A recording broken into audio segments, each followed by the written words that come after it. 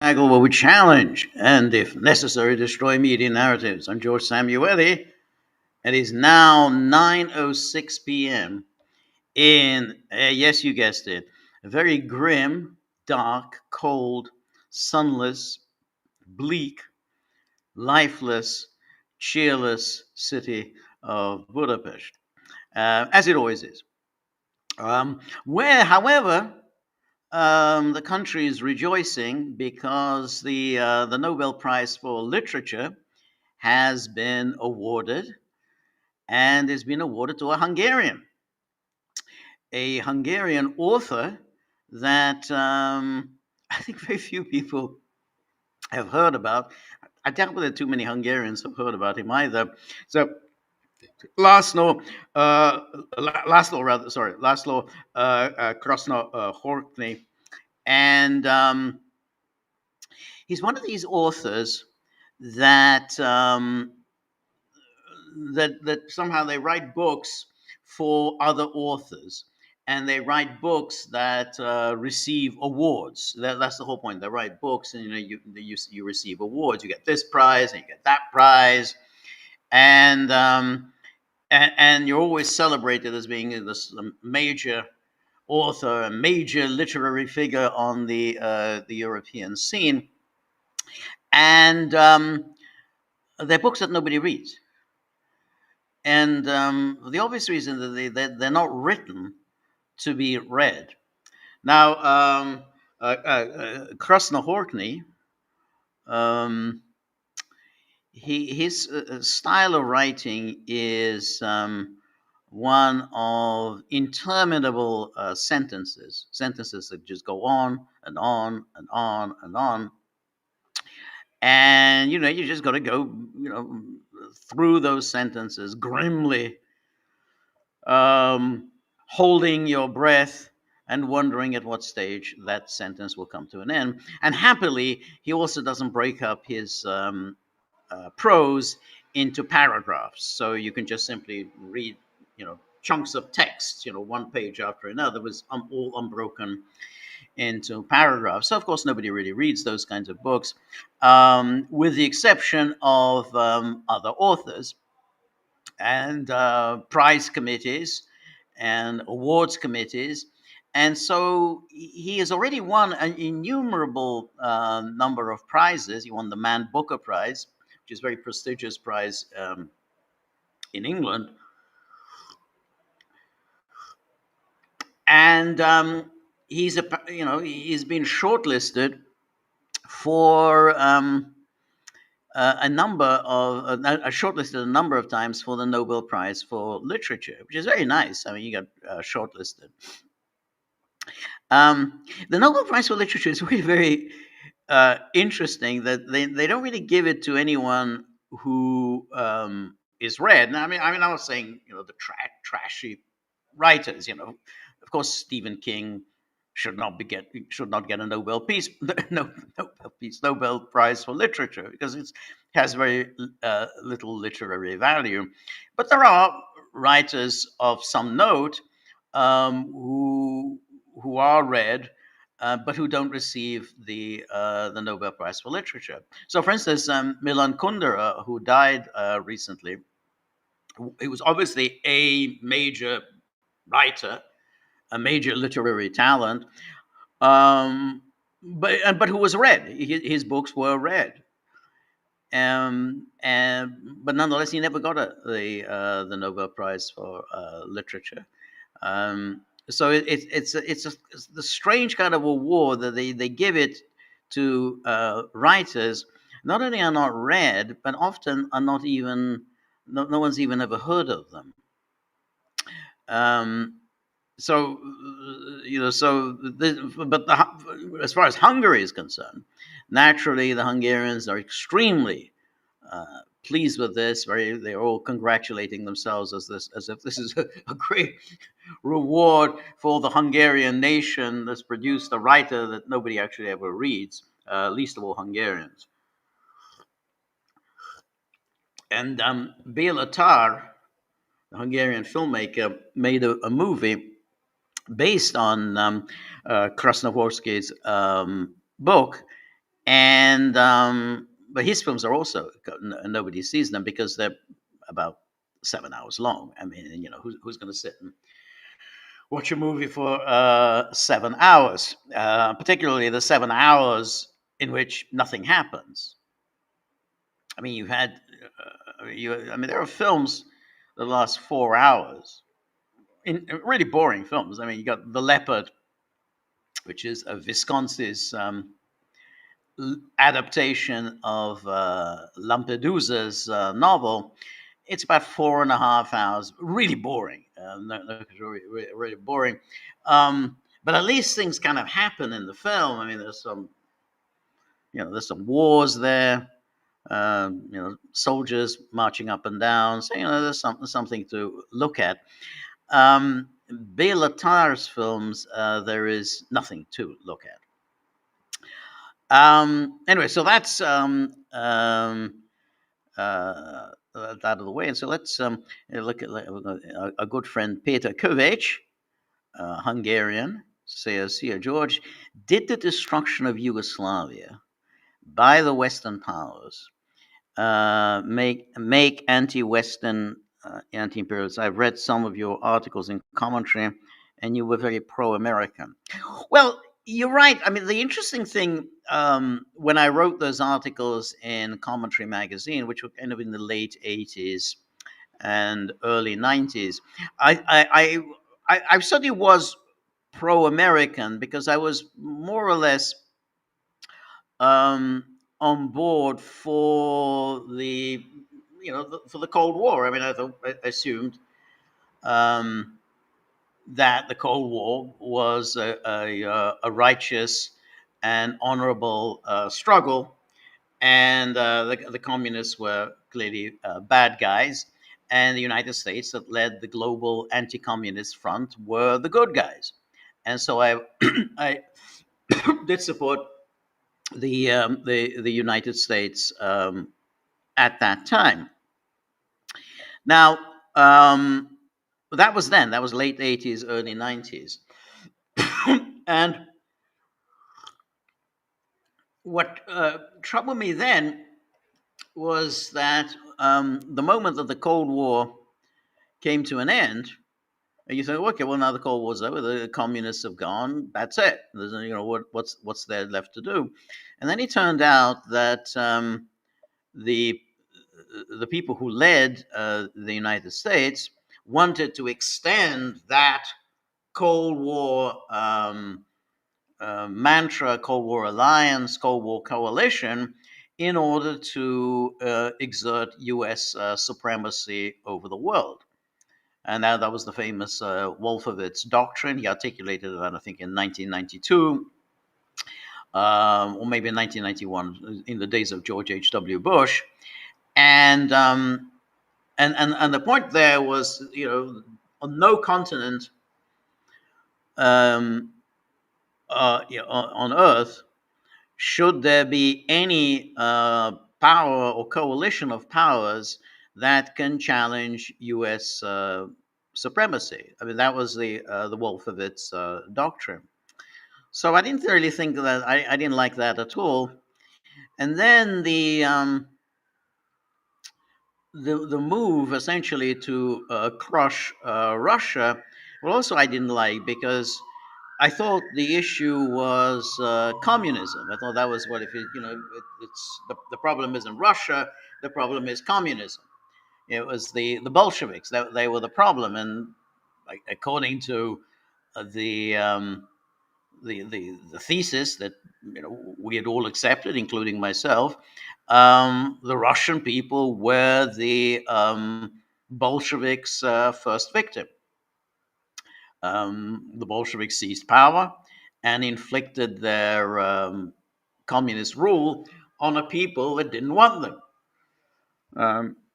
So the Russians were the first victims. But now it turned out that the Russians were really very bad people, and that Russian influence had to be defeated everywhere, and that Russia itself needed to cease to exist. So suddenly Russia was really a problem and not communism. And so that was obviously another thing that was very troubling. And then, of course, and that was part of the global supremacy and part of the anti-Russianness was the onslaught against Yugoslavia, because the um, the West, first the Germans and then the Americans, saw in Yugoslavia the last vestige of Russian influence in Europe. And above all, they saw the Serbs as a kind of a stand in for Russia. And so the Germans, who had a long standing animosity toward the Serbs, going back to World War One, going back to World War Two, identified the Serbs as the villains in Yugoslavia. And this was obviously untrue. I mean, anybody could study what was going on in Yugoslavia. It was obviously this is unfair, but this was a decision to exert NATO global supremacy, and a decision to eliminate Russian influence altogether. And so this onslaught on Yugoslavia that began in really in 1990 was really quite appalling, and that was the moment when I think I moved over from being a kind of pro-American to anti-American. Um, but the interesting thing is that that was 1990, and we saw all the familiar um, formulas that the United States has used in the United States and of course Western Europe in the demonization of the Serbs and the demonization of the leader of the Serbs, which was Slobodan Milosevic. And so, you went back in 1987, and already then he was identified as this horrific, horrible person. They didn't quite, at first he was a terrible person because he was a communist. So they declared that he's a Stalinist. The Stalinists are coming back in Yugoslavia. And then when that didn't, no one was buying that thesis, then he became this ardent nationalist. And so, but the funny thing was, of course, they called him a nationalist, which he wasn't. I mean, that was the thing. He had indeed come through the Communist Party. He was through the Yugoslav Communist Party. He was not a nationalist. But the people who really were nationalists, they were celebrated by the West. So Tudjman, the leader of Croatia, was a nationalist, but he became a hero in Western circles. So was Kucan in Slovenia. And indeed, Milosevic's enemies within Serbia were what one could legitimately call nationalists. And they didn't like Milosevic because they actually thought that Milosevic wasn't doing enough to defend Serbs in the other republics. But that's the way the propaganda works. And so in the Western media, for years and years and years, long after Milosevic was dead, he was described as this extreme nationalist, fascist. And then, of course, during the Bosnia intervention and then during the Kosovo, of course, he was Hitler. He was the Hitler of that era. Rahmanovich says, you can argue the West against Slavic people as well. Well, yes and no. I mean, the Croats were Slavic people, as were the Muslims of Bosnia. Poles and Czechs were also Slavic people. So I don't think it was necessarily Slavic people. It was more that the Slavs who weren't ready to play ball with the NATO powers. And that was clearly the case in Yugoslavia. See, once the West embarked on the policy of breaking up Yugoslavia, they were determined essentially to break Yugoslavia up. It was clear that the big losers any breakup of Yugoslavia would be the Serbs. The Serbs were the most populous nation by far in Yugoslavia, and many of them lived outside the borders of the Republic of Serbia. So there were many Serbs who lived in Bosnia and Herzegovina. There were many Serbs who lived in Croatia. And so once you break the Yugoslavia up, then the Serbs find themselves outside of Serbia and find themselves a minority at the mercy of nations who really didn't like the Serbs. The Serbs saw it. You remember what the Croats did to them during World War II with Jasenovac and so on. And then, of course, the same applied to the Muslims of Bosnia and Herzegovina, because the Muslims were aligned with Croats who were aligned with Hitler. So the Serbs would then find themselves a minority in Bosnia and Herzegovina, ruled over by Alija Izetbegovic, who was an Islamist, also supported the Hitler during World War II, had been imprisoned after the war. And then, of course, you also had the Croats in Bosnia and Herzegovina. So you had the Serbs who had been, up until quite recently, had been the majority population in Bosnia and Herzegovina, but now had fallen to about a third of the population.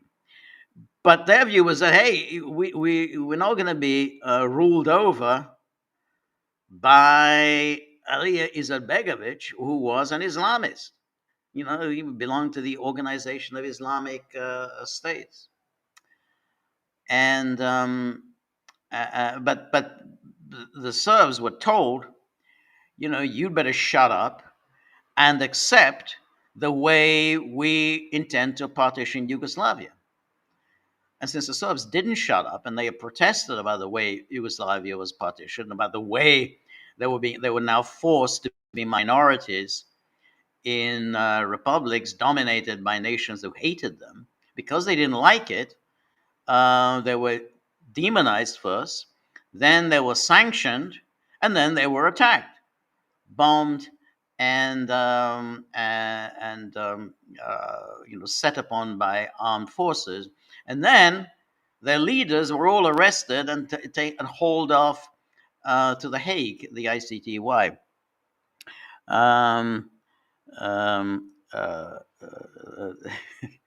Steve K9 says, Milosevic was not Hitler, but then neither was Hitler. No, that's very true. That's the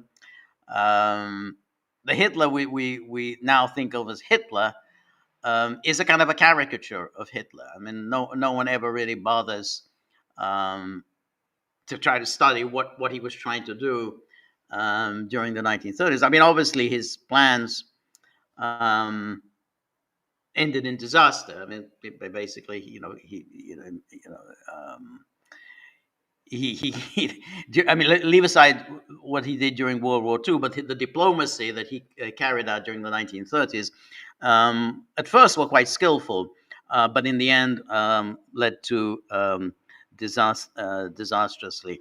I see our great friend Jenny is back. I'm so happy to see Jenny. It's been a long time since you've been here. We'd all missed you so much. I missed you a lot. I always miss Jenny's scabrous comments, very clever plays on words, and her, let's say, no nonsense style of commentary. So it was always a lot of fun having Jenny here, and I'm so happy to see you back. And it says, Jenny says, I have to spend it. Rules is rules, or they'll reduce my benefits. I have more than I think, 6,000 in savings. Well, I mean, no one says no to money. I mean, that's what I think, as Seinfeld says, that's what differentiates man from animal. Man never says no to money. But and I'm very happy that you're contributing. But pay whatever you can afford. That's a contribute. Don't get yourself into any financial difficulties. So very grateful for anything you contribute, but we don't want you getting into any getting yourself into any financial difficulties. But I'm very happy that the British government has come through for you. One of the few people that the British government has uh, come through for. So I'm really happy that it's worked out for you. So and obviously very happy to see you here. Um, the the and C goes on. Can't remember who said it, but here's a question: why is it that the good guys win every war? Well, the good guys win every war because, of course, the people who win the war then tend to write the histories of the wars that they have won, and therefore they present themselves as that whoever won because they were good, and they were their economies was splendid. Everything that then Jenny says is for your bookcase. Thank you. That's really nice of you. I appreciate that.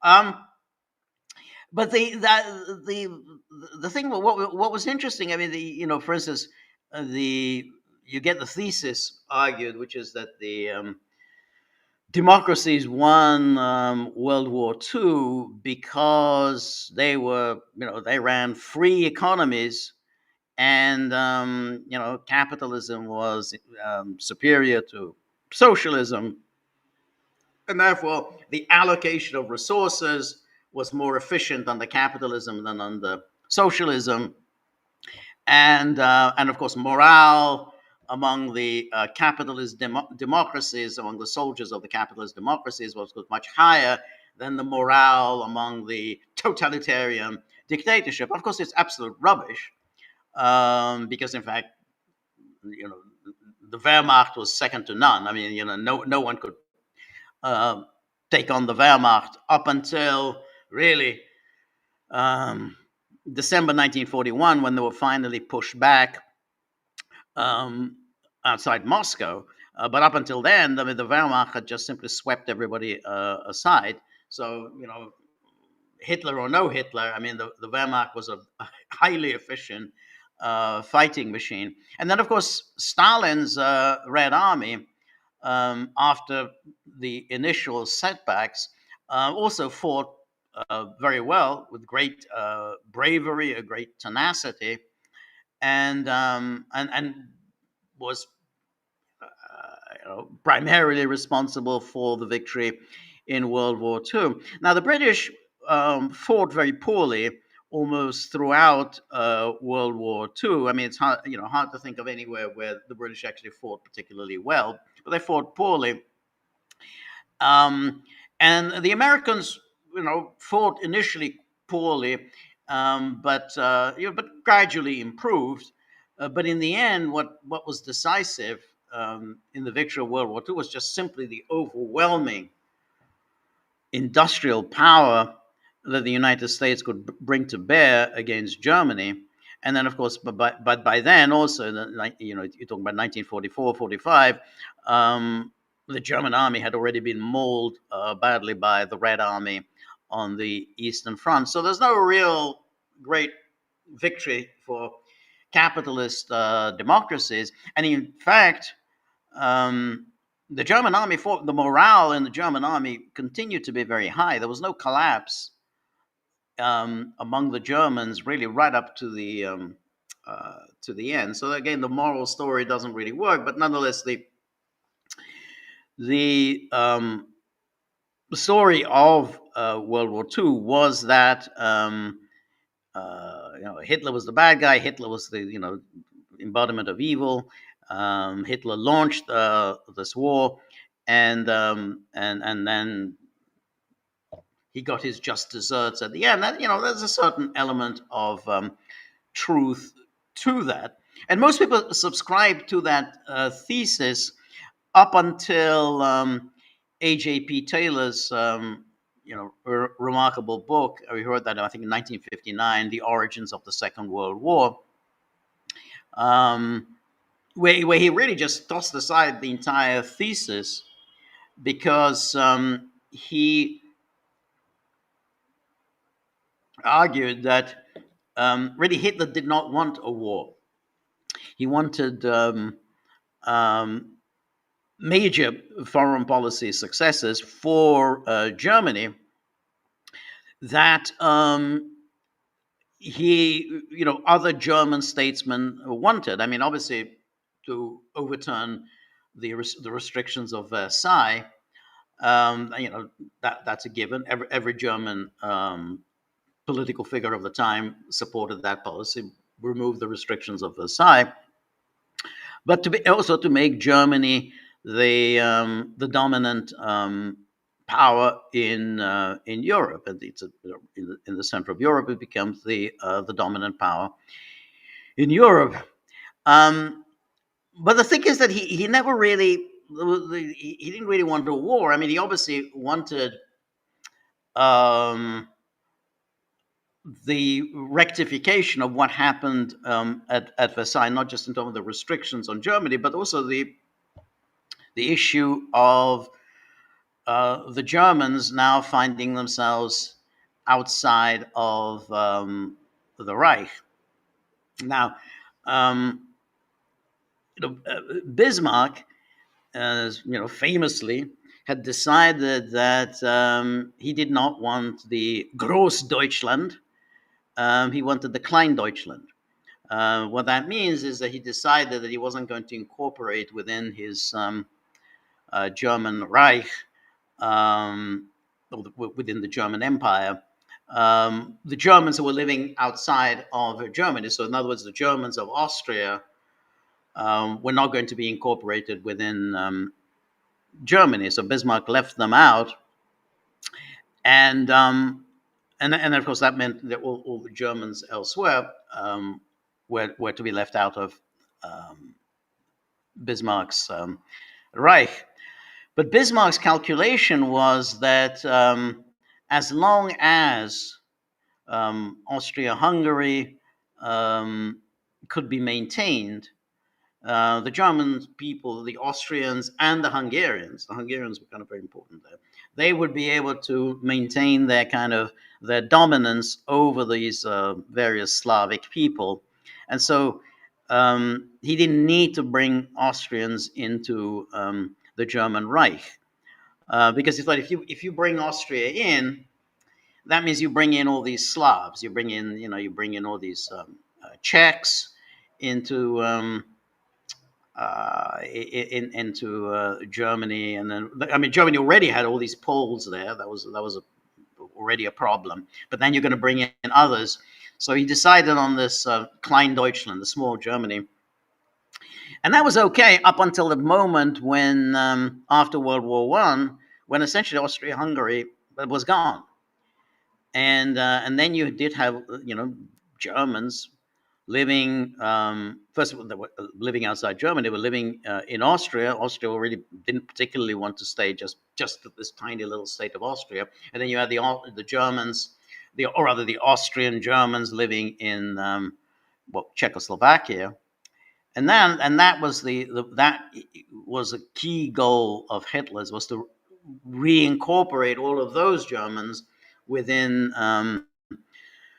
the Reich. And so therefore to basically rectify a wrong that was done to these Germans, and because now they were just there they were living outside of Germany, weren't particularly happy, and they didn't particularly like being subordinate to the Czechs in Czechoslovakia, and certainly didn't like being subordinate to the Poles in Poland. So he had to deal with that problem, and he was kind of fairly consistently. But what Taylor did, which was kind of really interesting, is that, remember, we have the Munich Agreement. The Munich Agreement, they basically, actually, they took out the Sudetenland from Czechoslovakia. Sudetenland was largely inhabited by Austrian Germans, so that was now incorporated within Germany. But also that made sense because by then the Anschluss had already taken place, so Austria was already now a part of Germany. So therefore, it made sense for the Sudetenland and also to be incorporated within Germany. So that was Munich, and Taylor said, "Well, look, I mean, that was, you know, Chamberlain was acting as a prudential statesman. He wanted to avoid a war. Um, Here were these people, these Sudeten Germans, who didn't particularly want to stay on in Czechoslovakia. Why not have them incorporated within Germany? I mean, why force them to be part of Czechoslovakia when they didn't particularly want to be a part of Czechoslovakia?" So it was, he acted in a reasonable way. And he said it was very much in, I think Taylor was always a very provocative writer, said, well, it was very much acting in accordance with the British liberal tradition. It was pragmatic and yet at the same time recognized the desire for national self-determination. But what then happened was that after the incorporation of the Sudetenland, Czechoslovakia essentially collapsed because what happened was that Poland also took a piece of Czechoslovakia, and then of course Hungary also took that part of Czechoslovakia that had been what's now called Transcarpathia, but it had been a part of Hungary before 1918. And then the Czech president Beneš, he resigned, and his place was taken by Hacha. And Hacha already he started getting very panicky because he thought, well, basically, what there is left of Czechoslovakia was not going to survive because Slovakia had also essentially left Czechoslovakia. And now you got Poland and Hungary, all of which wanted their dibs on what was left of Czechoslovakia, which was basically Bohemia and Moravia. So he went to Hitler and said, we need protection from Poland and Hungary." And then Hitler essentially issued a protection order, which means Bohemia and Moravia became a German protectorate. They weren't incorporated within the Third Reich. They became a protectorate of Germany. This was misunderstood at the time as somehow, Hitler has now seized the rest of Czechoslovakia. He lied to us. He deceived us that all he was interested in was the Sudetenland. He wanted the rest of Czechoslovakia, and that created this hysteria in Britain. Well, now we've got to do this. Is it? But Hitler has broken his word, and we need to do something. It shows that he's openly aggressive. He's seizing territory.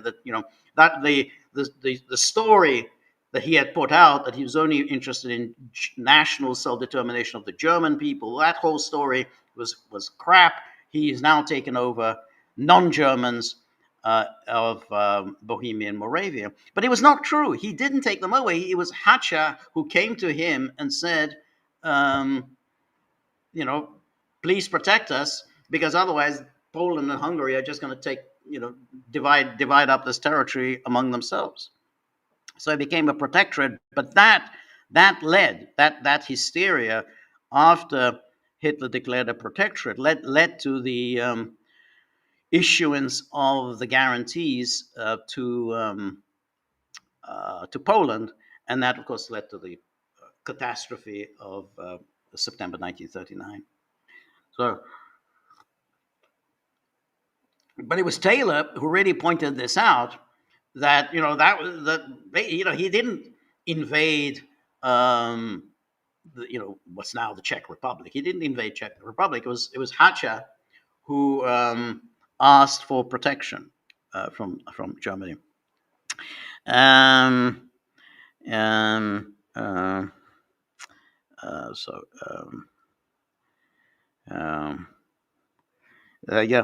So yeah. Now, obviously, I plan to talk a little bit about after that little sidetrack. I talk a little bit about the negotiations that are taking place, even as we speak, um, with regard to the Middle East. No, I mean, I think you probably saw the podcast that Peter and I recorded yesterday, and my view, and I think as I articulated, um, uh, uh, my view was that um, that we have to take this seriously. This Trump peace plan has to be taken seriously, and that there is a glimmer of hope in this Trump peace plan. So I think the that approach of simply dismissing it and saying that Bibi is just going to at the moment the hostages are released, Bibi is just going to unleash the IDF on Gaza, and he's going to then ethnically cleanse Gaza. He's finally going to remove all the Palestinian people from Gaza, so that he can then incorporate it within Greater Israel, and that. And I think that's the alt media um, are subscribing to that. I I don't think that's the case. I really don't think that that's what's going to happen. I think that the deal has been very carefully worked out. So, Vincenzo, I like this kind of language. It says, "Good evening from sunny, bright, warm, happy Ireland." This is really nice. So it's happy, sunny, bright, and warm, and that's that's really nice. I kind of feel envious, that it's like that in Ireland. Very beautiful, of course, Ireland. Um, but the thing is that as we saw in the coverage today, Trump has become the most popular man on the planet. Everybody around the world is now celebrating Trump. Trump is the one who has supposedly delivered peace in the Middle East. Now, whether he deserves the accolades is a different matter, but nonetheless, he is now the hero of the hour.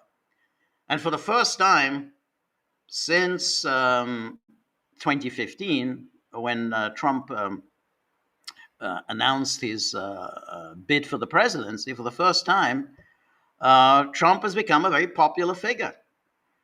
And he acknowledged this in today's cabinet meeting. And hey, look, the fake news media, they love me all of a sudden, and he's basking in this. There's the UN Secretary General, singing the praises of Trump. He has now become the Jenny, as usual, isn't buying the warm Ireland thesis. Um, so he's now got this. Basically, he has brought peace. So he's, as things stand, he will be going to Cairo, I think, this weekend, and then he'll be going to Israel on Monday. He's going to address the Knesset on Monday. These are all acts that you do when you've got a final deal in your pocket. These are not acts you do prior to Netanyahu unleashing the IDF on Gaza. I mean, this is basically Trump is conducting himself in a way in which he thinks this is now over and done with, it's finished. So let's just listen. I just want to listen to what he said. I mean, he rambled as is his wont when he was interviewed by Sean Hannity yesterday. But he did say something interesting. Let's listen to this. Where are we? Yeah. Um, yeah. First phase of the peace plan, and that the hostages will be released very soon. I assume that means both those that are alive and those that are not alive, and Israel will withdraw their troops to an agreed upon line. Can you expand on that and tell us maybe what part two is? There a part two or a part three? Because the idea has to be a lasting peace, and would that include the security guarantees that Hamas can no longer be armed with weapons that they can fire into Israel? I was in a city, a border city in Gaza, near Gaza. They had gotten hit with 10,000 rockets in 10 years. I was in those terror tunnels. I think you're going to see all of that disappear. I think you're going to see people getting along, and you'll see Gaza being rebuilt. We're forming a council that the Council of Peace, we think it's going to be called, and it's going to be very powerful. And it's going to really, I think to a large extent, it's going to have a lot to do with the whole Gaza situation. People are going to be taken care of. It's going to be a different world. I think really the Middle East came together. Amazingly, they came together. You know, they have some countries with extraordinary wealth, and just spending a small portion of that wealth can do so much for that area. So we'll be involved in it. But the big thing is hostages are going to be released. It's probably our time would be probably Monday, and you know they're a terrible situation. All right, so obviously he again he segues into the, the hostages, but it's clear when he's talking about the peace council. I mean, I think he's talking about that board that he will be the chairman of, and then the governance of Gaza will be in the hands of these Palestinian technocrats. I'm not sure who they are, but there's Palestinian technocrats, but they will be overseen by this board of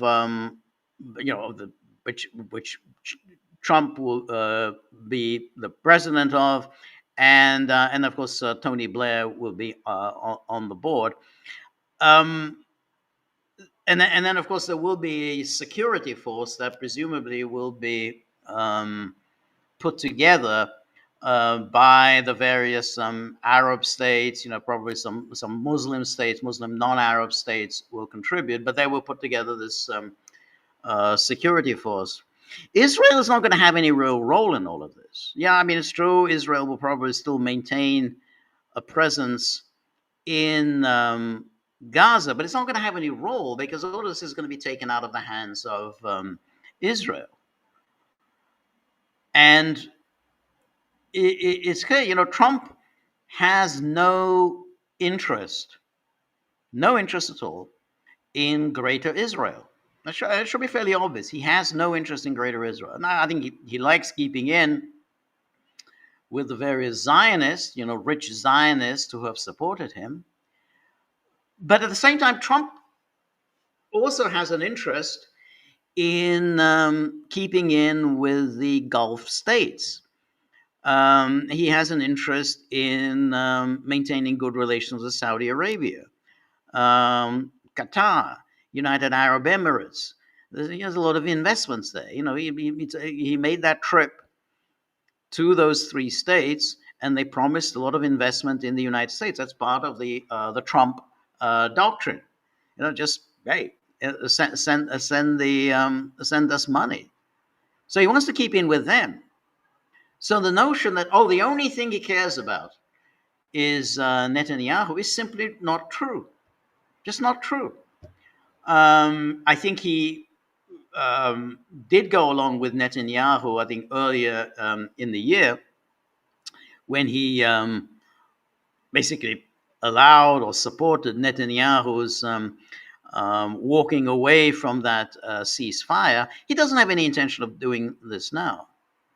And he as I said yesterday, and I've been saying now for some time, he humiliated Netanyahu over with Qatar. He had Netanyahu pick up the phone, call the Qatari prime minister, and say he's very sorry.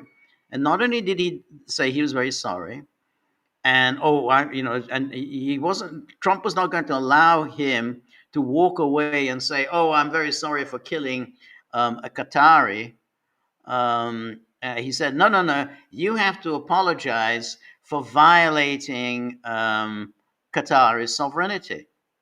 And he had to apologize. Yeah, I apologize for violating Qatar. Oh, but you have to do something more. You have to say, you will never do this again. You will never do this again.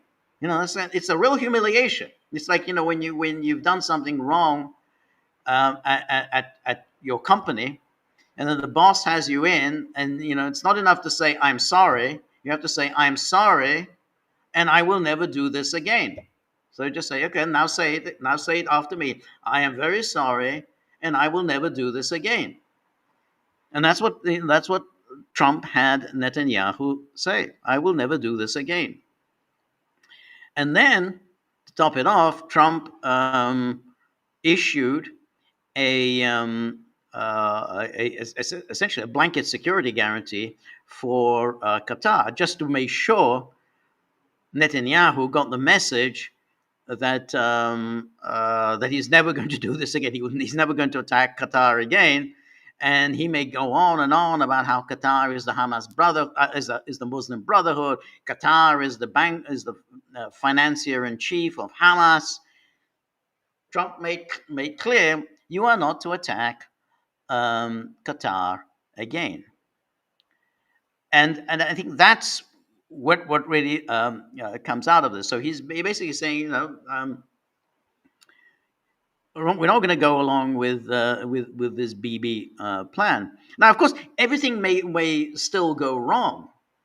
I mean, it's possible. Things could absolutely go wrong, but it has to be taken seriously.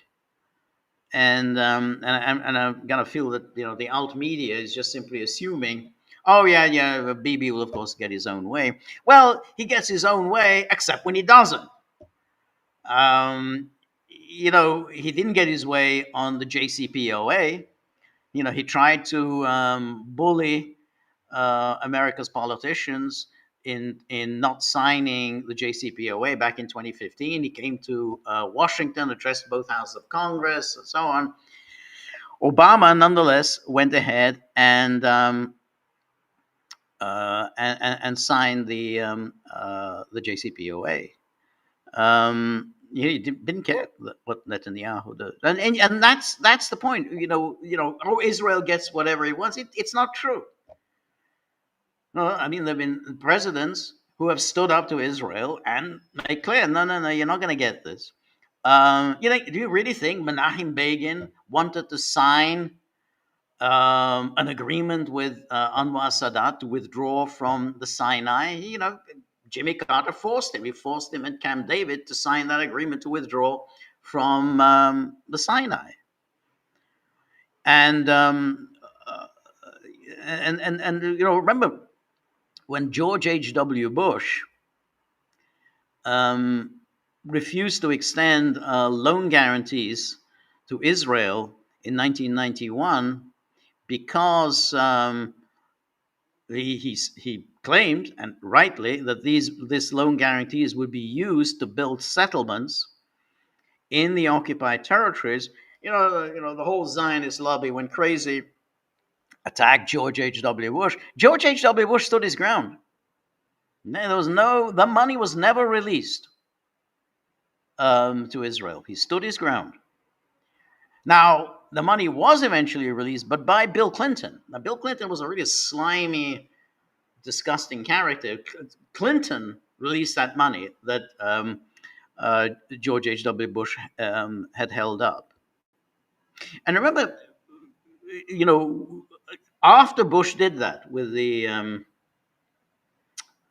with the loan guarantees, Bush and Baker then pushed forward with the Madrid conference. Now, Israel did not want to go to that Madrid conference because it knew that if this was going to be chaired by the United States and the Soviet Union. The Soviet Union was still around then, and there would be other Arab parties at the conference, including a joint Jordanian-Palestinian delegation. Well, I mean, PLO wasn't going to be there separately, but it was going to be a Jordanian-Palestinian delegation. And he didn't want to go. At the time, the prime minister, and I don't know if people remember him, Itzhak Shamir. He's all. I mean, I know we all got used to Netanyahu, who's been around forever. But before Netanyahu, there were these extremist Israeli prime ministers. One of them was Yitzhak Shamir, who had also been a terrorist, and of course before Shamir, there had been Menachem Begin, also a terrorist. And but Shamir, Bush made Shamir come to Madrid, but Madrid could have been a turning point in the Middle East because Israel was then hemmed in. Basically, there was now a Middle East conference chaired by the United States and the Soviet Union, and there were other Arab parties present. So he had to basically take into account other views of other parties. Now that was significant because Clinton moved away from Madrid. Clinton then moved towards Oslo. Now, Oslo was, of course, it was made to order for Israel because then it just became a kind of a bilateral thing between Israel and the Palestinians, presided over by the United States. Well, of course, then Israel could just simply do whatever it wanted because it was just so much stronger than the Palestinians, and so even then, Clinton tried to apply some pressure against Israel, but not very successfully.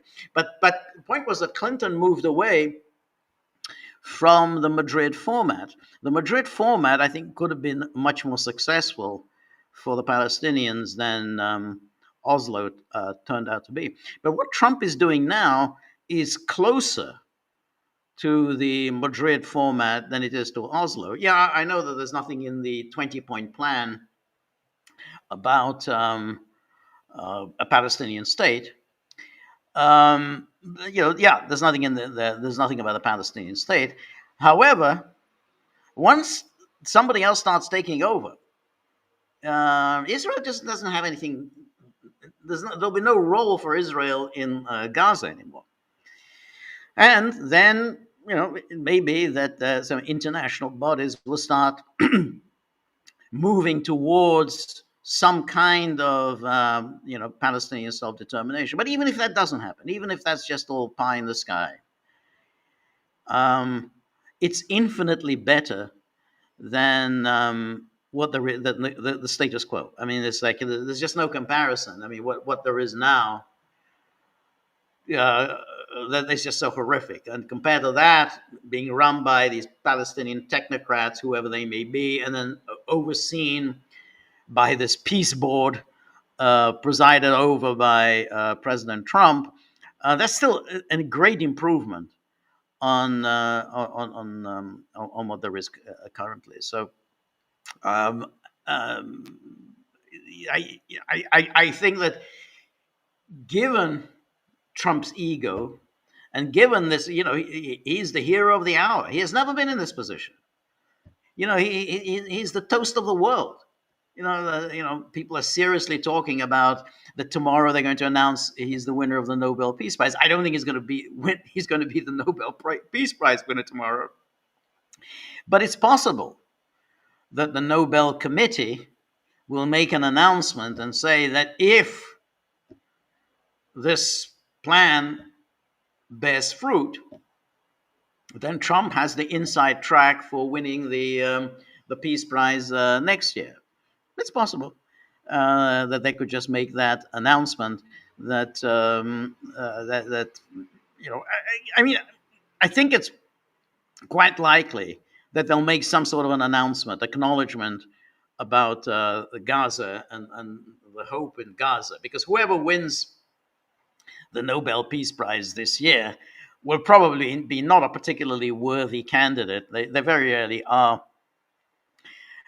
Z Mufflin Man says Elon is going to win. I don't think so.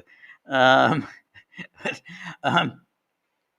anyway, let me see. V Michelli 70 says, is the Trump peace plan actually the Nobel Peace Prize plan? Um, give Bibi all he needs to kill as many Palestinians as possible with the condition to stop when he says so. Make the world feel the horror, making this the biggest outcry for peace on the planet. When enough killing has been done, possibly close to the Nobel announcements, push the BB button. Already agreed. Pose as the peacemaker after enabling the killing. Get the Nobel and get the money to rebuild Gaza. I you know I don't really think that. Um, yeah. The thing is that it's important to think about that Trump really doesn't care very much about Israel. He doesn't care very much about Greater Israel or anything of that sort. I mean, it just doesn't matter to him. He doesn't care much about Netanyahu. I mean, I think he quite likes Netanyahu. I think Netanyahu has a kind of personality that appeals to Trump, a kind of somewhat bullying, abrasive, tough guy that I think Trump likes to identify with. I mean, that's why Trump kind of likes Putin. Putin kind of appeals to him. So on a personal level, I think he likes Netanyahu. Doesn't care much about the Palestinians. But he does realize that that Trump has a problem on his hands with Israel. Israel is becoming very, very unpopular in the world. I mean, he saw, as everyone else did, the mass walkout when Netanyahu spoke. I've never seen anything like that. I've never seen such a mass walkout for any political leader. And so, Trump sees that. And so he kind of knows, hey, associating myself with this person, that's going to rub off on me. And of course, it is going to rub off on him. After all, nobody walked out on Trump. People sat and listened to Trump, but they did walk out on Netanyahu. So he has that. Trump realizes that it's within his own base. There are deep divisions on Israel, and so therefore that's causing him problems. It's posing him problems. With Tucker Carlson, Steve Bannon, and so on. So that's within his own coalition. Now he can ride out on that for a while, but I think Trump realized that he's pretty much used up all the space that he has in supporting Israel. So that's why the notion that Netanyahu is going to unleash the war again, and then Trump is going to be made to look an idiot, and the war is just going to go on and on and on. I just think it's just nuts. It's not going to happen. Because Trump isn't going to want it to happen. I think Trump rather likes being the peacemaker. When he goes to the Knesset, what he's going to say is, take this win and that's it. And then get on with the rest of your life. That's it. You won, you've got what you wanted, that's it. But you're not getting anything more. Now focus on other things. Focus on your economy, focus on dealing with your social problems. Or whatever. I think that's what he's going to say. Take this win. Congratulate yourself on having won the war. You can, if you want to tell yourself that you won the war, tell yourself you won the war. But this is as far as it goes. He's not going to tell them, oh, hey, after you got these hostages back, yeah, please go ahead, continue with your offensive in Gaza. He's not going to do that because then, Trump will indeed be the most reviled person in the world, and I think that would bring his presidency, I think, to an end. I think that he would just be such an unpopular figure that he's not going to want to do that. So, I think that this deal is, I think, the best that you can hope for. Now, people say, "Oh, well, this is the Palestinians have no agency. The Palestinians have no input in any of this." That is all true. The Palestinians have no agency. The Palestinians had no input on all this. This was all put together by outside powers. So obviously the United States, Egypt, Qatar, Turkey, I guess Saudi Arabia, the UAE. Those are a lot of outside powers were involved in this. The Palestinians were not involved in this. So that's also a problem for Israel, because now again, Israel is hemmed in by the fact that there are now so many other powers who are involved in this. This is no longer now between Israel and the Palestinians. The Palestinians really had very little to do with any of this. So you're not dealing with Hamas anymore. So Israel can say, "Oh, we're dealing with Hamas." And you're not dealing with Hamas anymore. You're dealing with the United States. You're dealing with Egypt. You're dealing with Qatar. So that is the people that you're now dealing with. So I think that's going to be another factor in this. Anyway, let's take a look at what some of the people are saying on our locals page. This is all our the gagglers, the people who make sure that the dogs the dogs are fed and supported, because they do all the work. So Jenny, as always, so good to see you, Jenny. Again, thank you, Jenny, as always, for your generosity. Thank you. I'm rich for the month. Okay, well, now we're rich as well. And then the Stone River said, "I'm rich for the month," and Stone River says, "May the prosperity be long lived." Here. I couldn't agree more. May the prosperity be long lived. And so then. The Steve K9 says, "It may ruin the joke, but the point is that the victors write the history. So of course the good guys won." Oh, that's it. I think that's why you get that, in terms of the good guys won. But at the same time, it doesn't last that long. So it's like that conventional wisdom about World War II, and to be honest, it has it dominates the discourse, but it took just 14 years until 1959, when A.J.P. Taylor challenged the prevailing thesis about World War II. And there have been revisionist historians since then, notable historians who have challenged the thesis. Oddly enough, I don't put David Irving among them, because I'm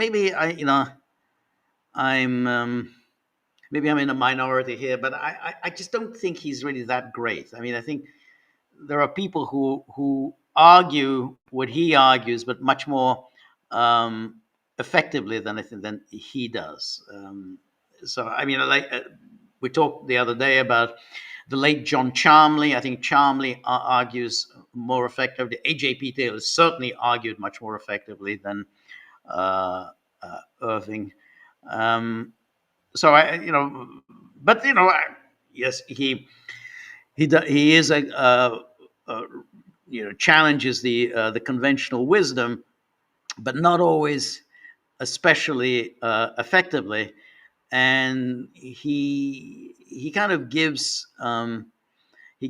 ammunition to his detractors. He often says things I think that are incendiary, and that his detractors are going to use those kinds of comments, which I think is always a huge mistake. Um, but if you go back to World War I, where again you had the conventional wisdom about the evils of Imperial Germany, the war started by Germany. Everyone else was an innocent party. That was challenged quite quickly. I think within 10 years of the end of the Great War, um, the people were already challenging that thesis that Germany alone started the war, and that everybody else was just simply minding their own business. I said, no, no, no, that so, and of course that fueled the argument of people like Neville Chamberlain, who said, hey, it doesn't make any sense to get ourselves into another confrontation with Germany. We've got to find some way of living with Germany, some way of accommodating Germany.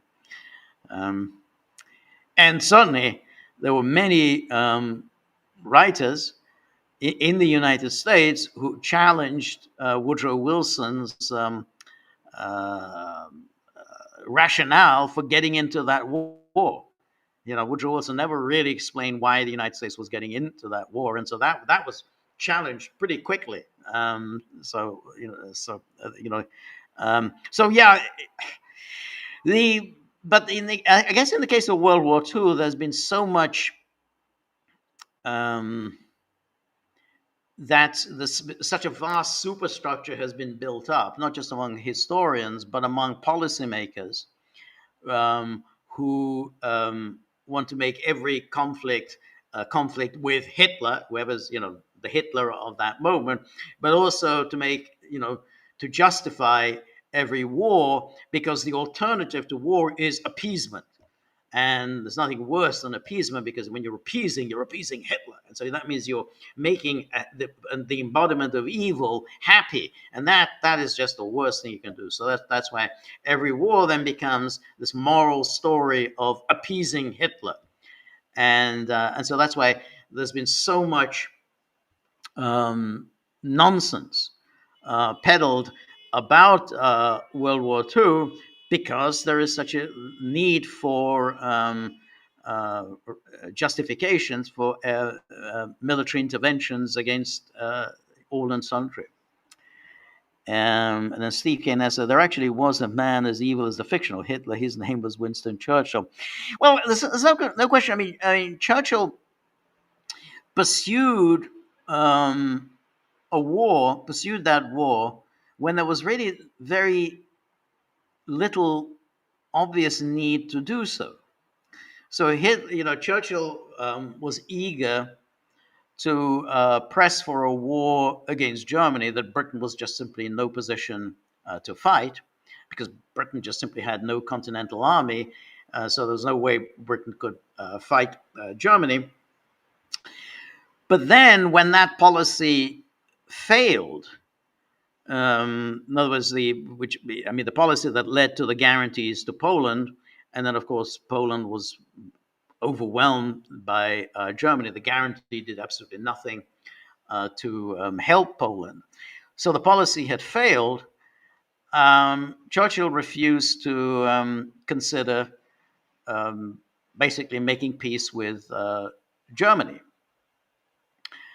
and and then of course that led to the war on the Western Front, for which there would never have been any need for that, because um, Britain and France had declared war on Germany, and and as long as Britain and France intended to keep the war going, I mean, because Hitler made peace overtures after the defeat of Poland, he made peace overtures to the West. Well, okay, well, your policy towards Poland had failed. Um, let's bring this thing to an end. It doesn't make a great deal of sense. There's no more Poland. Poland doesn't really exist anymore. So let's bring it to an end. Britain and France did not bring it to an end. Well, that just gives Hitler an opening, because he said, well, if they're not bringing it to an end, then I'm going to have to deal with this problem on the Western Front. I can't just allow on my Western Front France that is at war with me, and could attack Germany at any time. So that guaranteed the spring 1940 offensive against France. So once that policy also failed, France was defeated, and then Hitler again offered a peace agreement to Britain. Says, well, look, you failed in your policy towards Poland, and now you failed in your policy on France. So why not just bring this thing to an end? And again, Churchill said, no, we're not going to bring it to an end. And then of course, Churchill then compounded those decisions by essentially continuing to fight the war against Germany. So he decided that to prevent Germany from getting its iron ore from Sweden. So he kind of moved in. He's going to mine all the ports around Norway, and that was, of course, part of the trying to help Finland against the Soviet Union. The problem there was already quite disastrous, because in the first place, Britain essentially was then going to say, well, we've got a war on our hands against the Nazi Germany. Hey, let's also add another enemy to the list. Let's now wage a war against the Soviet Union as well.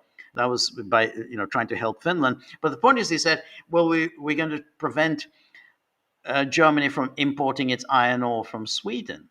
Well, what did that do? Well, of course, Germany, having got wind of that, they said, well, we have to take Norway, because we can't allow the British to prevent us from getting our iron ore from Sweden. So that led to the German invasion of Norway. Wouldn't have happened otherwise. Wouldn't have happened had not the British made their move on Norway to prevent Germany from getting its iron ore from Sweden. So that put paid to Norway, and then we had in the Balkans, where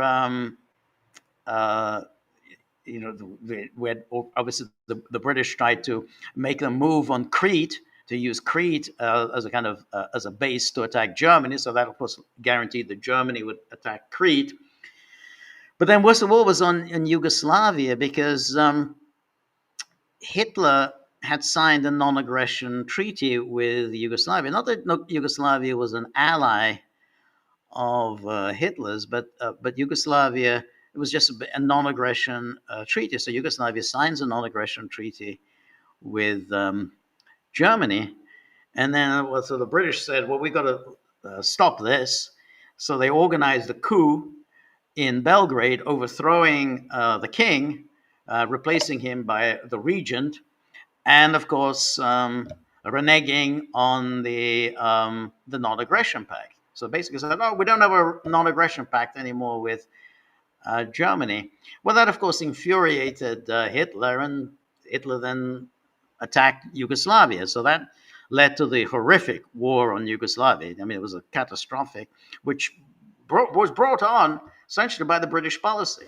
I mean, there was a non-aggression treaty between Germany and Yugoslavia. But after the British organized this coup, and then Yugoslavia reneged on the non-aggression treaty, well, that led to the invasion of Yugoslavia. So these were all terrible decisions, and there were decisions that Britain really didn't have to make.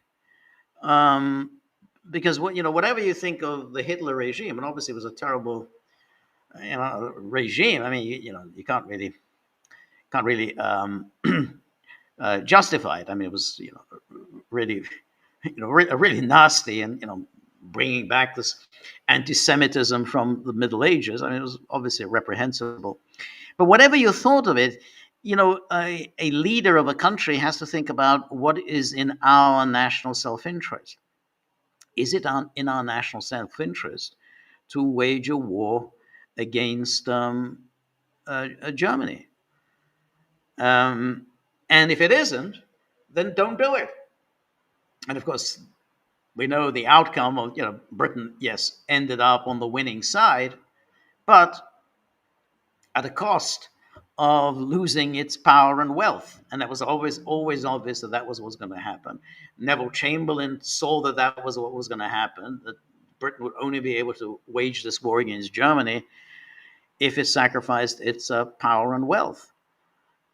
So that was that was the result of Churchill. Churchill was then, after 1945, Churchill became this beloved figure because Britain came out as victorious. He was there at the beginning, was there at the end, the victorious power. And Churchill had acquired at least an international reputation, and but not nationally, because of course he lost that election in 1945, and then he did come back in 1951, when he was already well past it. He was already rather senile. But he really wasn't, but never particularly popular in Britain.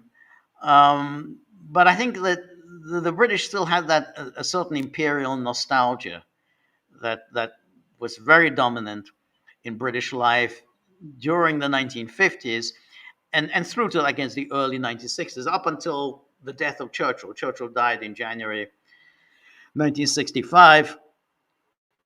And I think at that moment, I think people felt that, well, this really is the kind of the sunset of the British Empire. That somehow the end of the empire and the end of the Churchill era kind of really coincided. So he suddenly became this beloved figure, even though he had never been a beloved figure during his lifetime. But of course, abroad, there was the great mythology that was created about Churchill, and particularly in the United States. The United States just revered him, and because he's the enemy of appeasement. So that was exactly the ideology that America wanted during the Cold War. The last thing we want is appeasement, and therefore associated that, the anti-appeasement movement, with Churchill. Anyway, we got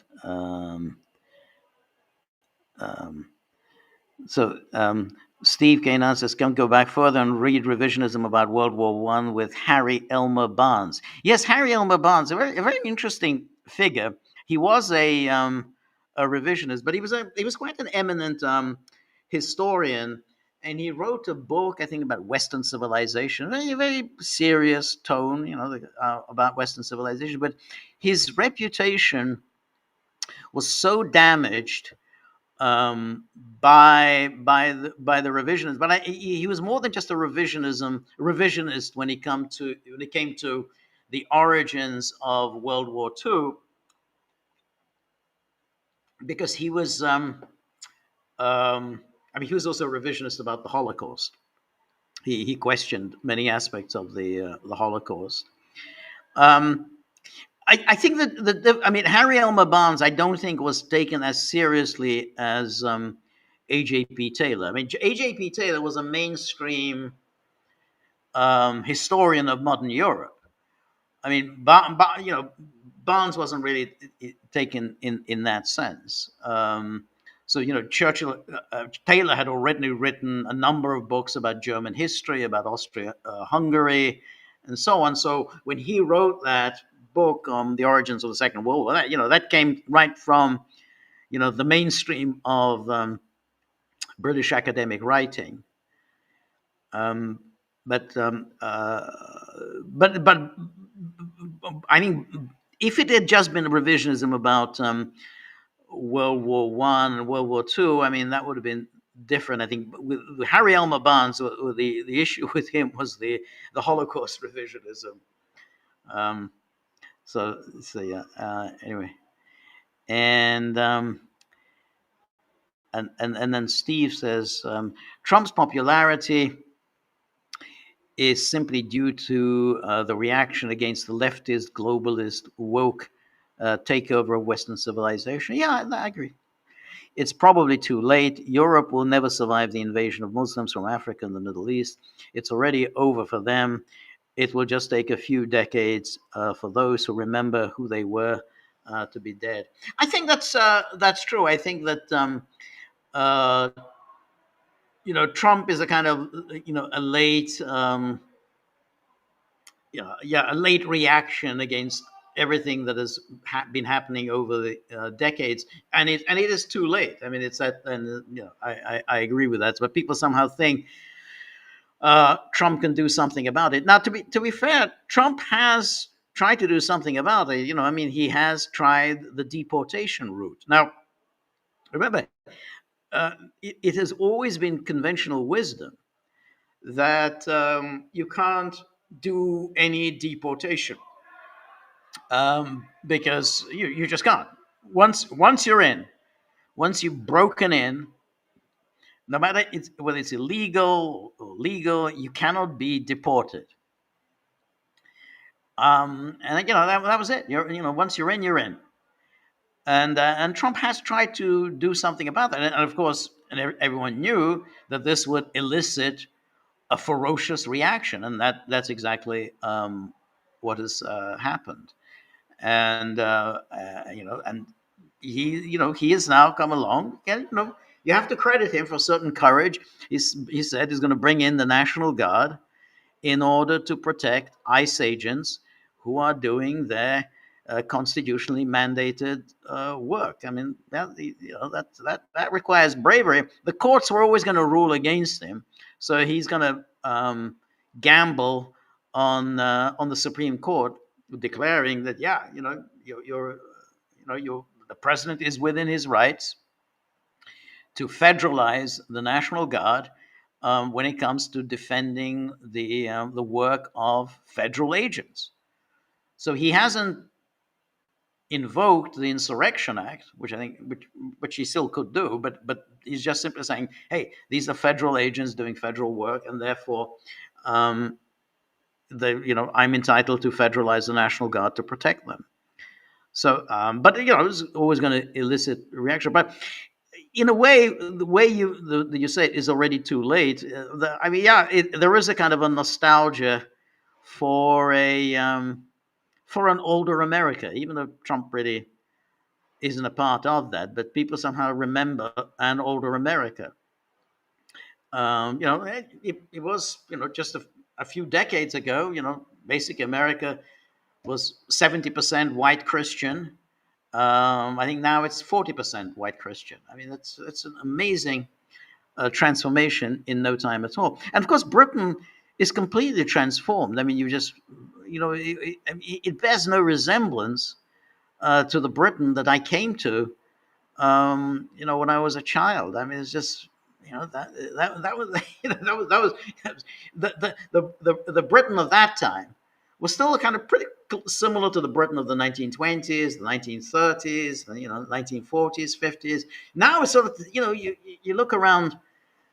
I mean, you have a Hindu prime minister. You have a kind of a Muslim mayor of London. It's like, and of course, when these things happen, everyone says, "Oh, fantastic! Oh, this is great, wonderful." Just shows how we've got this multicultural, diverse country, which nobody really wanted. I mean, nobody ever asked, Hey, I'd love to have a what is it, multicultural, diverse country. Can you please provide it for us? Mr. Prime Minister, I'd love you to do that for us. I mean, that's my dream. Never, never happened. Um, so yeah, it's already over. Yeah, it's. Um, I think that people are going to feel nostalgic about when Trump, because Trump is going to go. I mean, in a few years' time, he will disappear. He'll be gone, and people will uh,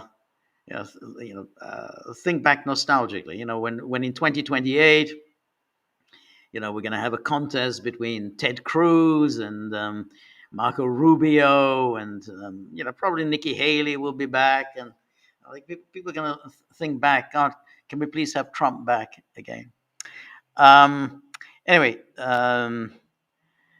Jenny says plenty of other states for BB to bomb. Yeah, I think so. I mean, there's no shortage of states. He can. I mean, he's done it. He's been bombed. I think what, 8 states. He's done it. He's yeah, had his hands full. 8 states in the past 2 years. And then Jenny says, "I want the Navalny women to win the Peace Prize. Her name will be mud in the White House for the remainder of Trump's term." Yeah, I think that's a good point, because I think if Trump doesn't win it tomorrow, and I'm assuming he's not going to win it, he's going to be pissed that at whoever gets the prize. So how dare you collect my prize? Um, and so yeah, I agree. And then Robert asks, is Trump's peace plan ultimately dependent on a U.S.-led presence to restrain the IDF? Well, that's a possibility. That is being seriously discussed. That there's a kind of a U.S. Military presence, and it's not impossible that that's what he's going to do. Because I think it may well be that the Arab states will come to Trump and say, we aren't going to put our forces into Gaza as part of the Arab Security Force unless you can provide us with guarantees that Israel is not going to attack us. I mean, I think they're going to say, because we're not going to do it without a guarantee that Israel won't attack us. And I think Trump will then have to will realize that, well, he has to provide a guarantee, and therefore he will have to put in some form of an American presence. Now, maybe it won't be actually American boots on the ground. Maybe he'll provide some kind of air power as protection, so that so they can feel, at least they'll come in. You say, hey, here's our air power that will protect us.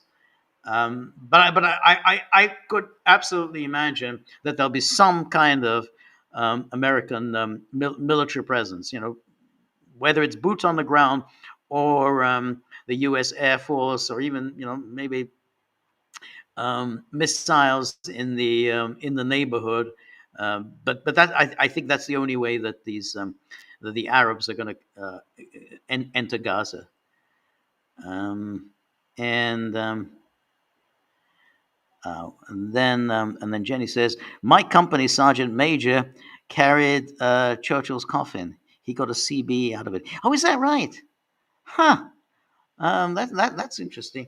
Well, I imagine, Jenny, you remember the Churchill funeral, which is, I think, everyone regards as one of the great um, events of a kind of modern British history, because it was a really splendid whole thing. I mean, Churchill himself organized it before he died, how the funeral was going to go, and it was all really splendidly. His coffin draped in the Union Jack, was went down the Thames, and then the workers, the dockers, who had all hated Churchill, I mean, he was never the friend of the workers. They all lowered their cranes, so it was a very spectacular sight where all the cranes were lowered as a mark of respect for Churchill. So all the dockers, who had who had no love for Churchill, but they lowered their cranes. So that was just a remarkable sight. Yeah, so he carried Churchill's coffin. Yeah, that was that's interesting. Um, yeah, but but I think, and I remember, um, was it? I think it was the in those days. I think it was the kind of the Illustrated London magazine. I think it was still around. I think that's what it was called, Illustrated London magazine, and it had a special edition, the Churchill funeral special edition, and my father bought that special edition. My father always wanted these. These historical documents. I don't have it anymore, but I think that's what it was called, the Illustrated London magazine. Like, doesn't exist anymore. Hasn't existed in years. But it was a kind of a splendid historical document of all the pictures from the Churchill funeral.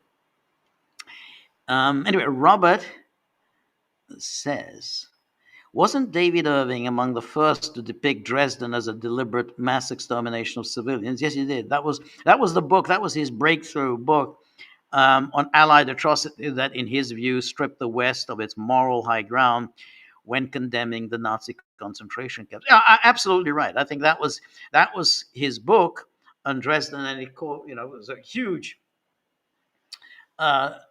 sensation. And you're absolutely right. The point he was making was that there was never any strategic rationale for the attack on Dresden. I mean, the war was already won, and there were no any strategic industries in the neighborhood. This was an attack, a pure attack on civilians. Now, if you do that, you target civilians, then you're basically committing a war crime. So that's why it was always caused a great. He aroused a lot of indignation because, of course, he just said this was an open, outright war crime because you were targeting civilians. So there was no rationale, no strategic rationale for this attack on Dresden. So that was good. I mean, it was a good. My problems only with Irving arose with his later books, and it's not an ideological thing. I don't have an issue with any his ideological agenda. I just didn't think that the books quite delivered the punch that I had hoped they would deliver, because I just thought there was just a lot of gossip. Yes, he went through all the documents, but there was just an awful lot of gossip, in page after page.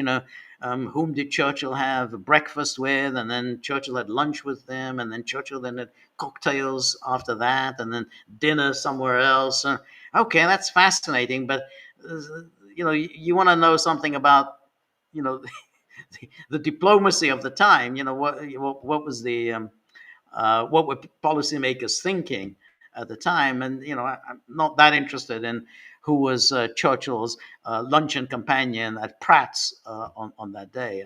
And I think there's just an awful lot of that in Irving's books. Anyway, and then Jenny says Britain invited every anti-Assadist, head-chopping, human organ-eating, nut-job terrorist in the UK. Yes, absolutely. Just look at the Manchester bomber held by MI5 and MI6. Yeah, that's exactly right. They're all of them, and yeah, and in the case of the Manchester, this is the previous Manchester bombing. That was a few years back. That was a Libyan person. That was a Libyan who had come into to Britain under MI6 auspices, and then this most recent one at the synagogue in Manchester, also under MI6 auspices. So yeah, it's really disgusting doing this and then endangering your own people. One other thing I'd say just before we close is that on our locals board page, our friend Danaki um, posted a story about Melvin Lasky. It's from uns.com, and he Lasky was someone that I knew. I wouldn't say I knew him well, but I knew him in London. He was editor of Encounter, and he really was a kind of a throwback to the Cold War era, um, because Lasky had started Der Monat in Germany, um, and and then the CIA had launched this intellectual magazine Encounter in the UK. And so originally, Encounter was edited by Irving Kristol, who was the godfather of neoconservatism. I mean, it's according to all the standard histories of intellectual life. Always the godfather of neoconservatism, but he was there as the original editor of Encounter, along with Stephen Spender, and this was quite an interesting pairing because, of course, the CIA was backing Encounter, and they picked on Crystal, and nobody really knew who Crystal was. I mean, he was just basically, I mean, he was just a journalist. He had served in World War II, but in the kind of journalistic capacity. Stephen Spender, on the other hand, was quite an eminent poet, and it was quite a very well known literary figure in Britain. He had been friends with Auden and Isherwood and so on. And so, he was an eminent literary figure. He had written for Cyril Connolly's magazine Horizon. But because all the CIA was trying to do was to create this magazine, this very highbrow magazine for intellectuals, to get the intellectuals away from Marxism and communism and pro-Sovietism, so they wanted to create this intellectual magazine, but they wanted to keep control of it, so they kept control of it through Irving Kristol, but they needed a prestigious name that would have a certain cachet among in intellectual circles. So they made Stephen Spender the co-editor. But of course, Kristol was running it, and then Lasky took it over a few years later. So and he pretty much ran Encounter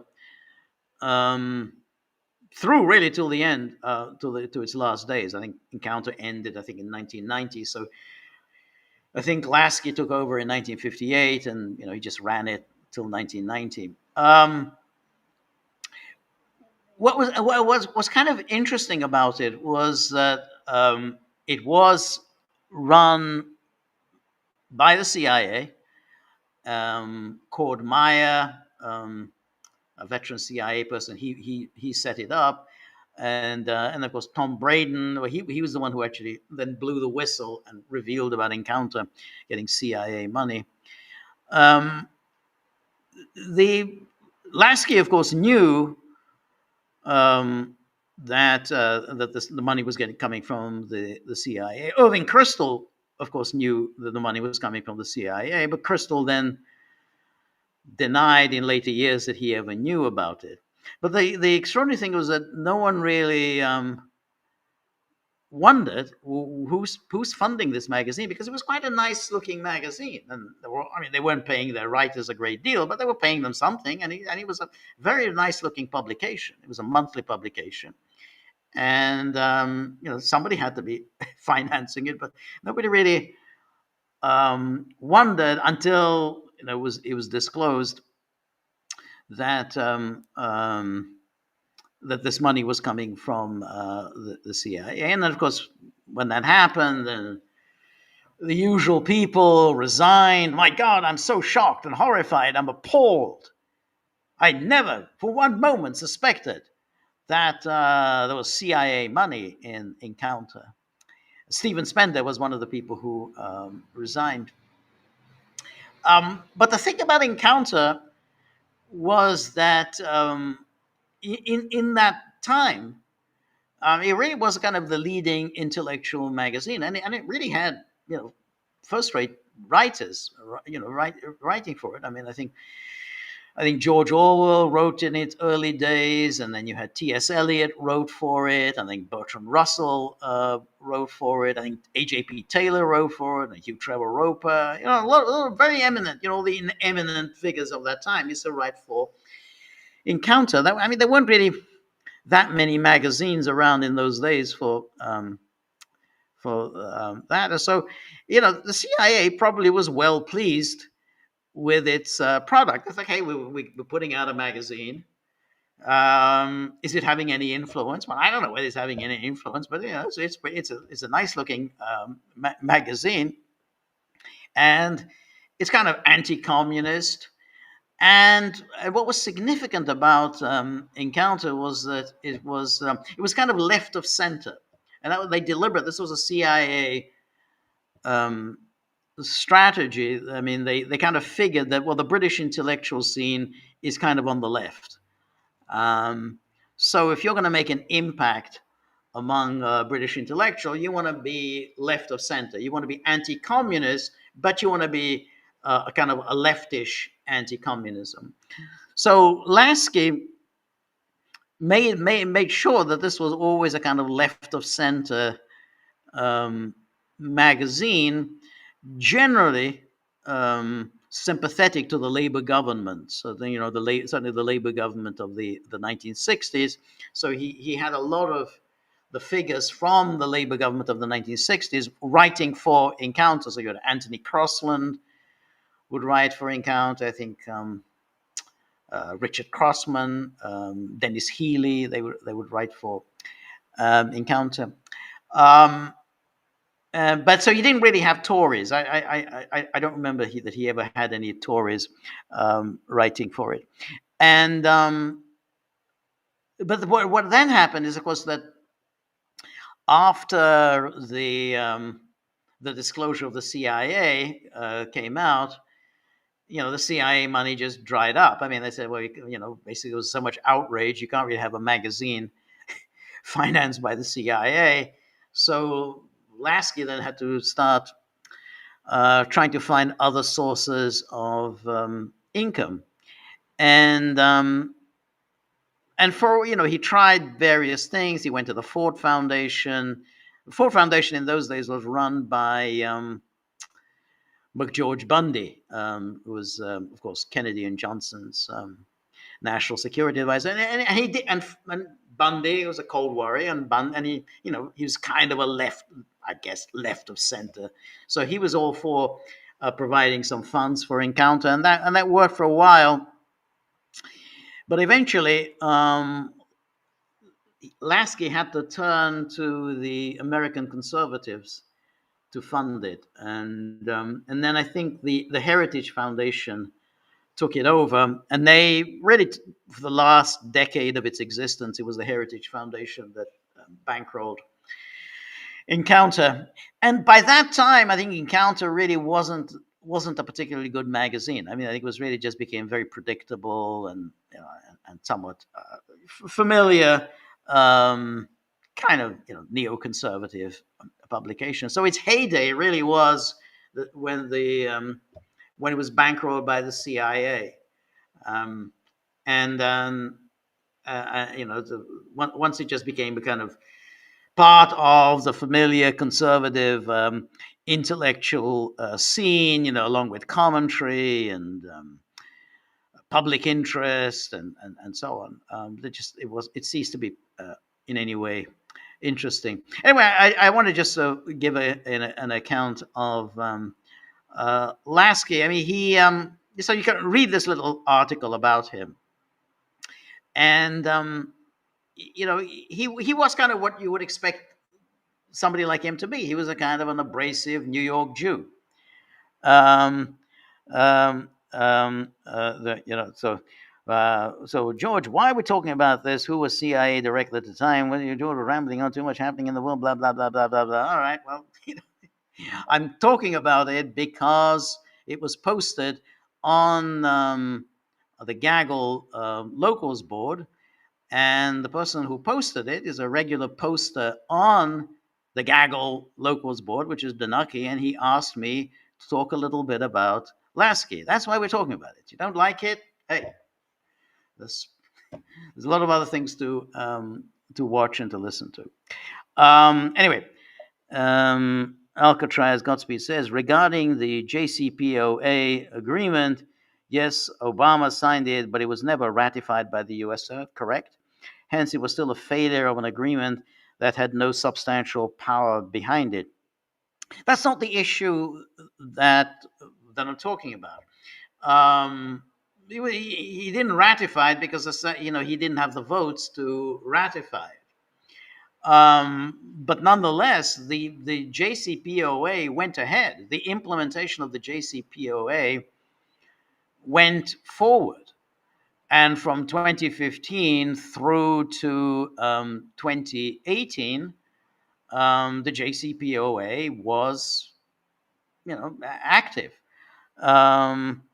Jenny says, it's my show. Yeah, it's my show. that's exactly it. You don't like it, there's a lot of other things to do. I did it because I thought it was a interesting sideline, and I was asked to comment on it by somebody who I think is a valued member of the locals community. So I did it. So now, but yeah, I mean, the point is about that.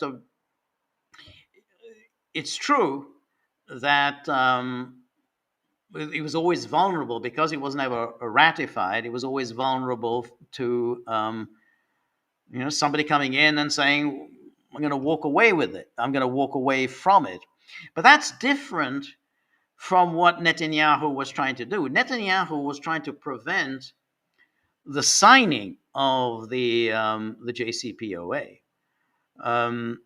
He wanted to make sure that there was no agreement on the table. And Obama basically ignored him. Obama just went ahead and just did it. My point is that you can do it with Israel. It's not that difficult. This notion that somehow, if Israel wants something, then Israel gets it. We can't possibly resist it. It's just simply not true. Israel is a country of 9 million. 9 million people. It's smaller by population than even Hungary is. So Hungary is a bigger country than Israel. So now it has inordinate influence. It punches way, way, way above its weight. But that doesn't mean that if the United States, the greatest power in the world, if the United States says, I'm not having it anymore, that doesn't mean the United States will not prevail. The United States will prevail. As I say, just as George H.W. Bush prevailed over Israel. They said, no, you're not getting any loan guarantees. It's not going to happen. Just as Jimmy Carter prevailed over Menachem Begin. He said, you're going to withdraw from Sinai. So, it can be done. I mean, I think that's why the notion is Israel is just invincible and no one can resist Israel is just not the case. Trump has already shown that he can resist Israel. He did it on the subject of Qatar, and he, made clear, this is going to be our policy. Qatar is a valued ally of the United States. You are not going to attack Qatar. And that really set in train the set of events that's culminated in this agreement. So that just shows, yeah, you can absolutely stand up to Israel. Now, Israel is obviously going to try and find all sorts of ways to get around it. But if the U.S. president says this deal has to go ahead, then I think it will go ahead, and I think Trump seems to be committed to this deal. And I think that you can look at his uh, comments today during the cabinet meeting. You can look at his comments to Sean Hannity yesterday evening. He is committed to this deal, and so therefore, I think it's going to go ahead, and whatever Netanyahu wants, and I think it was important for him to get all the Arab states on board, and he got them on board when he ruled out in that very, very brutal way about annexation of the West Bank. He said there will be no annexation of the West Bank. That's what they want. That's what they all wanted to hear. There will be no annexation of the West Bank, and that because without that he was never going to get them on board. He got them on board, and now Israel has to deal with the United States. Israel has to deal with Qatar. Israel has to deal with Egypt, with Turkey. It's not dealing with Hamas anymore. It was nice, like, oh, Hamas this, Hamas that, and so on. It was not Hamas anymore. Hamas has now been sidelined. Basically, Hamas is just does as it's told by Turkey, by Qatar. So it's now, I mean, as long as it was Israel and Hamas, then Netanyahu can just happily do whatever he wanted. He can't do that anymore. So that's why I am very cautiously optimistic that this might go through. Yeah. So anyway, I think was it says Peter Knopfler says, my parents Auschwitz January 27 were released by Soviet Russians, couldn't hate them. I live under Holocaust now all my life, so I know my people, so I stay away from my Jews. I have no tolerance for liars. Yeah.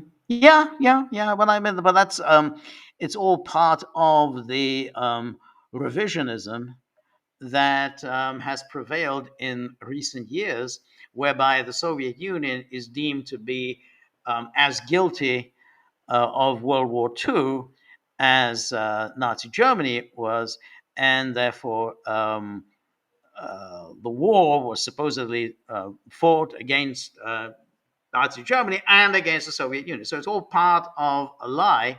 And that's why people who don't know much about it will say, well, yeah, our enemy in World War II was the Soviet Union. When you get somebody like Kaya Kallas, that's her thinking. Kaya Kallas absolutely thinks that that the Soviet Union was on the other side in World War II, or she's been brought up in all this lunatic Estonian fascism, and she's saying, yeah, the Soviet Union was, of course, on the other side. The Soviet Union was our enemy in World War II. So, that it all started with this whole thing of the Soviet Union and Nazi Germany jointly attacked Poland, and now to the point where it says, well, yeah, the Soviet Union was on the other side in World War II. Anyway, thank you so much, everybody who had joined me. Thank you very much, everybody who has contributed to the tip jar. Especially Jenny, I really appreciate it. So wonderful to have you back among us, Jenny. I hope you're going to stay. You won't disappear again. For a couple of years. So I really hope to see you here in the future. We're going to be doing a few more podcasts over the weekend. And then next Monday, we will do our joint live stream with Peter. And then next Tuesday, I'm going to be doing my solo. I hope to see all of you then. So until then, thank you so much, Jenny. As always, it was really lovely seeing you. Hope to see you very, very soon. Thank you. Good night. Bye bye. All the best. See you.